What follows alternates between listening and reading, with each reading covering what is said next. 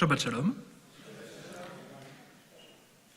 Lisant cette semaine la Parashat Devarim, nous entamons donc la lecture du Deutéronome, le dernier des 5 livres de la Torah. Un livre qui, à bien y regarder, semble plus étrange ou encore plus étrange que les autres. Pas seulement parce qu'il passe son temps à répéter une partie de ce qui a été exposé dans le livre précédent de la Torah, mais aussi parce qu'il le répète différemment, au point de ne pas toujours être compatible avec eux, ni dans les détails, ni dans le ton. Pour ce qui est des détails, prenons l'exemple de l'histoire des explorateurs. Notre paracha nous affirme qu'ils étaient unanimement optimistes, mais mal accueillis par nos ancêtres, tandis que le livre des Nombres nous avait narré une histoire plus nuancée, où 10 étaient revenus défaitistes et 2 seuls avaient gardé espoir. À quoi bon répéter explicitement les détails d'une histoire entendue il y a à peine quelques semaines, si c'est pour les changer aussi visiblement? Et pour ce qui est du ton, le changement est tout aussi brutal. Fini Moïse ou Abraham qui négocient avec le Créateur. Fini Sarah qui rit ouvertement d'un message divin. Dans le Deutéronome, on donne plutôt dans la dactylographie, avant la lettre. Dieu parle, Moïse prend note et répète mot pour mot aux Hébreux. On imagine presque au garde à vous. C'est un peu la même idée que l'on exprime d'ailleurs par cette formule récitée après la lecture du Sefer Torah.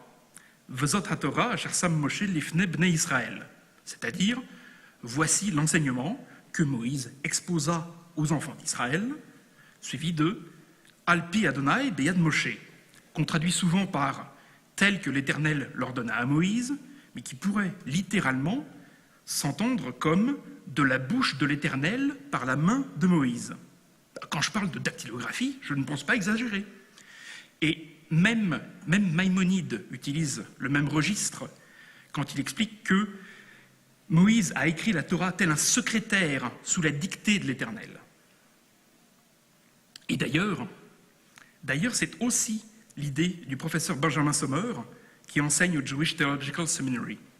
Et nous allons cheminer plus ou moins à ses côtés quelques minutes pour mieux comprendre ce que lui appelle la théorie sténographique de la révélation et qu'il oppose à la théorie participative ou coopérative de la révélation. Un des problèmes qui a déclenché la réflexion de Sommer, c'est le besoin de réconcilier 2 idées.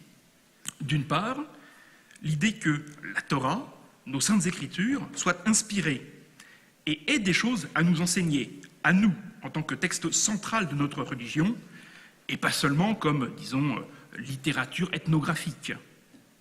Réconcilier cette idée, donc, avec ce que, par ailleurs, le monde universitaire appelle la critique des sources, c'est-à-dire qu'elle n'est pas Torah le Moshe Sinaï, elle n'a pas été donnée d'un bloc au Sinaï à Moïse, qu'il aurait mis par écrit de la première à la dernière lettre. C'est aussi une intuition qu'on trouve explicitement chez les rabbins comme Ibn Ezra. C'est pas vraiment moderne. En gros, les universitaires distinguent généralement dans la Torah 4 sources, 4 traditions, 4 écoles de pensée différentes, si vous voulez. Et l'une d'entre elles est appelée deutéronomiste, parce qu'au sein de la Torah, elle a écrit tout le Deutéronome et rien que le Deutéronome. Dans le reste du Tanakh, il se trouve qu'elle est aussi à l'origine de ce qu'on a appelé l'histoire deutéronomiste, c'est-à-dire les livres de Josué, des Juges, de Samuel et des Rois. Et c'est pour cette raison que le Deutéronome sonne si particulier, si différent. Il n'a pas été compilé et rédigé par les mêmes personnes. Allons encore un peu plus loin. On a même de bonnes et de fortes raisons de penser que le Deutéronome a été rédigé avant les 4 autres livres. Quand le roi Josias mène sa grande réforme monothéiste, le livre des rois, mais aussi celui des chroniques, nous informe que le grand prêtre de son époque lui apporta un Sefer HaTorah, dont tout porte à croire qu'il s'agissait du Deutéronome dans une forme plus ou moins achevée. Les 4 autres livres de la Torah sont venus par la suite pour recueillir les autres traditions qui n'avaient pas encore été couchées par écrit et pour expliciter les nombreux passages allusifs du Deutéronome. En suivant cette vision, Les 4 premiers livres de la Torah sont, au fond, une sorte de grand midrash du seul Deutéronome.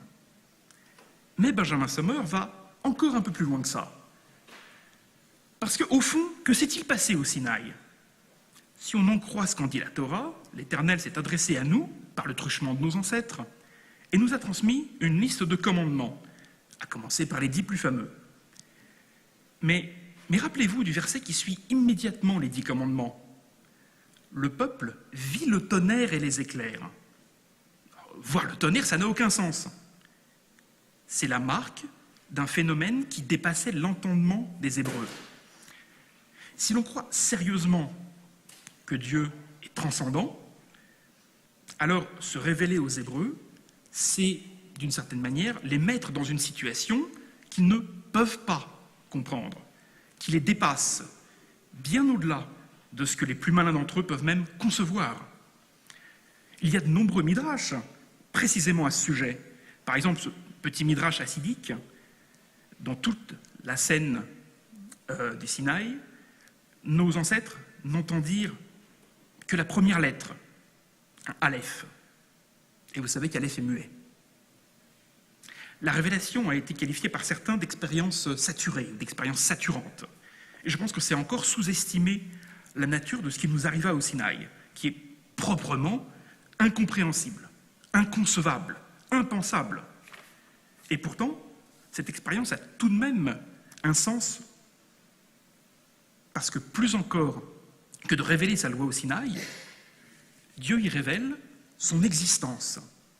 Et pour nous, c'est une expérience parfaitement saisissante. Au Sinaï, nous ne sommes pas simplement saisis par la stupeur face à ce qui nous dépasse. Nous sommes, pardonnez le double sens, mais nous sommes saisis par l'Éternel comme par un huissier.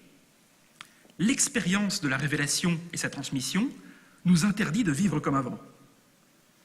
Aucune génération, naturellement, ne pourra extraire tout le sens possible de cet événement, ni même en avoir une image exacte.